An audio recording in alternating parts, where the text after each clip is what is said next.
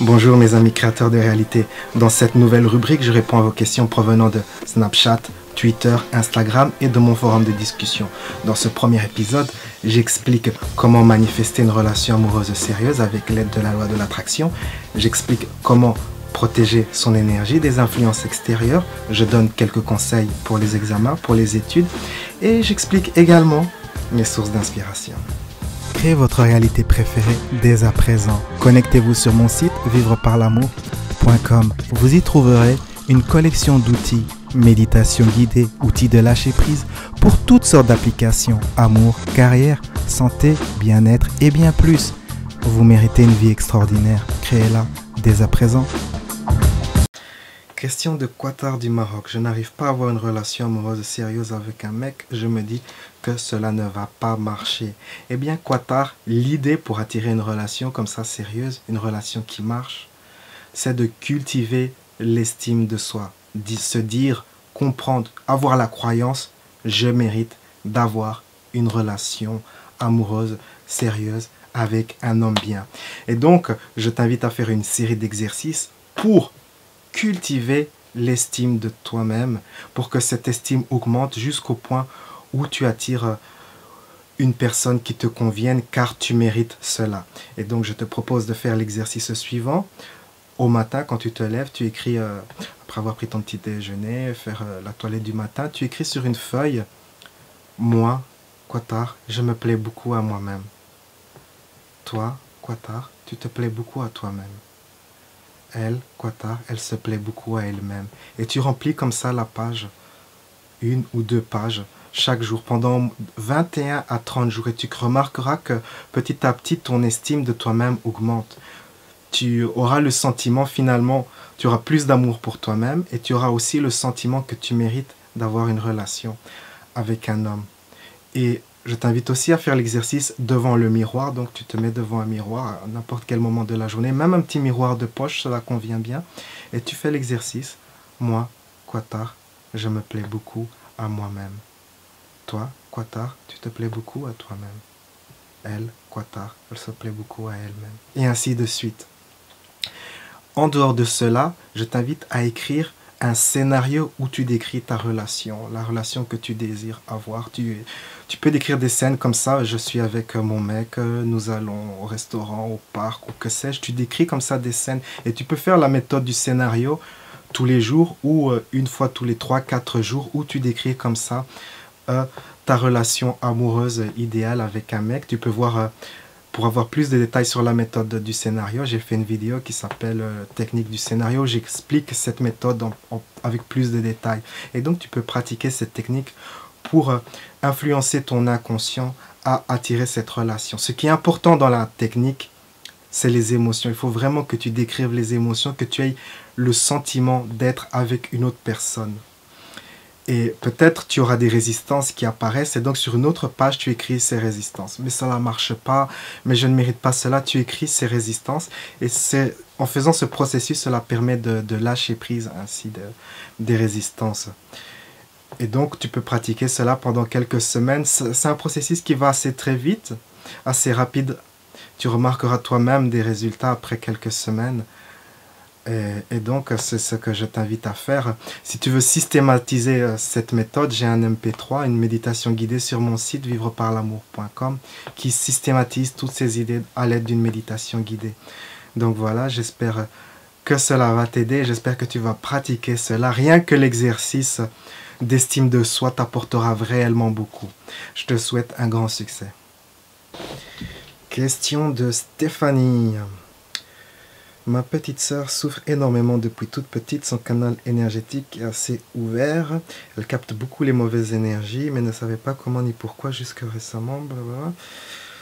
Elle capte et absorbe beaucoup de choses. Elle en souffre beaucoup. Ma question est donc, sauriez-vous comment fermer ce canal énergétique ou du moins apprendre à le fermer et l'ouvrir seulement lorsqu'on s'élève? Ok. Eh bien, il y a une technique qui consiste à imaginer un disque de lumière qu'on met sur le chakra du plexus solaire. En général, le chakra du plexus solaire, c'est le chakra qui joue sur attirer les émotions des autres personnes, surpercevoir, prendre les émotions des autres. Et donc, vous pouvez imaginer comme ça une sorte de verrou de lumière. Et donc, c'est un disque de lumière qu'on imagine comme ça qui est au-dessus du chakra et qui se ferme. Et qui se met au-dessus du chakra pour fermer le chakra. Et donc, voilà, c'est un truc à faire comme ça. Il y a une autre pratique à faire, c'est de imaginer que l'énergie du plexus solaire va dans le chakra du cœur. C'est un exercice qu'on fait à l'aide d'une respiration. On s'imagine en train d'inspirer l'énergie du plexus solaire dans le cœur. Et donc cela permet de séparer les énergies qu'on a prises des autres.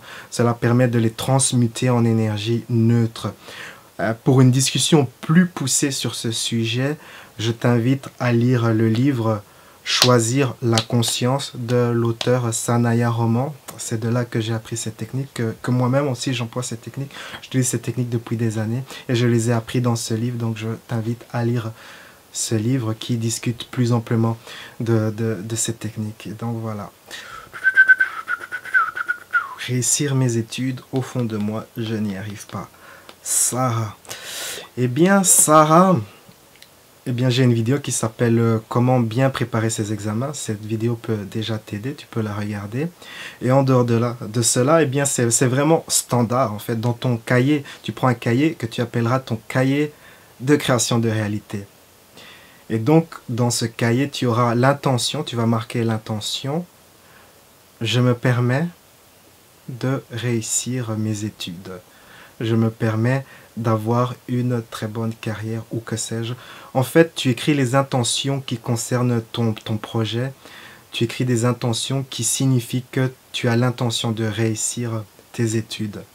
C'est le premier volet de cette technique. Ensuite, tu divises la page. Sous la partie du bas, tu écris un scénario où tu décris la fin de tes études. Tu écris j'ai passé mes études avec mention, blabla, comme l'autre, machin. Tu décris comme ça que tu as réussi tes études, tu décris comment tu te sens, quel était ton état émotionnel, qui sont les gens, tu peux décrire que tes parents te félicitent et ainsi de suite. Ça, c'est la deuxième partie. La troisième partie, c'est de cultiver l'estime de soi, comme j'expliquais à Qatar. Tu peux utiliser exactement la même technique en écrivant « Moi, Sarah, je me plais beaucoup à moi-même ». Toi, Sarah, tu te plais beaucoup à toi-même. Elle, Sarah, elle se plaît beaucoup à elle-même. Et ainsi de suite, tu pratiques cette technique pendant 21 à 30 jours. Après les 30 jours, quand ton estime de soi a vraiment bien pris, que ton estime de toi-même a vraiment augmenté, tu écris une nouvelle intention, une nouvelle affirmation que tu écriras tous les jours sur une feuille A4, le matin ou le soir, toute une page. Je mérite de réussir mes études. Moi, Sarah, je mérite de réussir mes études. Toi, Sarah, tu mérites de réussir tes études. Elle, Sarah, elle mérite de réussir ses études. Et ainsi de suite. Tu peux utiliser deux affirmations. L'autre affirmation serait je me permets de réussir mes études. Je me permets de réussir mes études facilement. J'aime étudier. Et ainsi de suite. Et comme ça, en utilisant ces affirmations au fil des mois et des semaines, en les écrivant et aussi en faisant la technique du miroir où tu répètes ces affirmations devant un miroir, tu changes ta personnalité, tu changes ton inconscient pour devenir une personne non seulement qui a une estime de soi élevée, qui a la capacité de bien réussir ses études et qui se donne la permission d'accomplir ce projet avec succès. Donc voilà, c'est mon conseil pour toi. Je te souhaite un grand succès, Sarah. Bonjour, j'aimerais connaître vos inspirations ou bien avez-vous des livres de non-fiction à recommander? Merci d'avance. Louis. Et c'est un message Snapchat de WDY. WDY. Eh bien, monsieur ou madame ou mademoiselle WDY, ma source d'information, ma source d'inspiration, eh bien, c'est de suivre ma réalité préférée. Donc, quand je me lève le matin, il y a quelques années, quand je me levais le matin, je me disais, qu'est-ce qui n'est pas encore parfait en relation à ma réalité préférée? Donc, toutes tes idées m'apparaissaient de ce que je devais changer. C'était l'une des manières de m'inspirer à cette époque-là. Maintenant, j'écris un scénario où je décris ma réalité préférée et constante de simplement agir dans cette direction. Et comme je suis totalement centré, focalisé sur ma réalité préférée, j'attire les événements, les personnes, les informations que j'ai besoin. Et donc, c'est ma source d'inspiration. Suivre ma réalité préférée est donc ma source d'inspiration. Et je pense que c'est vraiment ça. Je n'ai pas réellement d'autres sources d'informations, genre des livres et tout ça.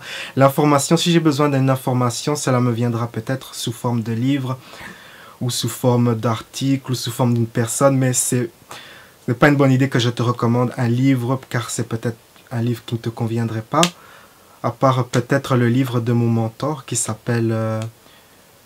Les univers parallèles de l'être, c'est le titre en français. Je pense qu'il va être bientôt publié en langue française. Donne-moi un instant. Donc c'est le livre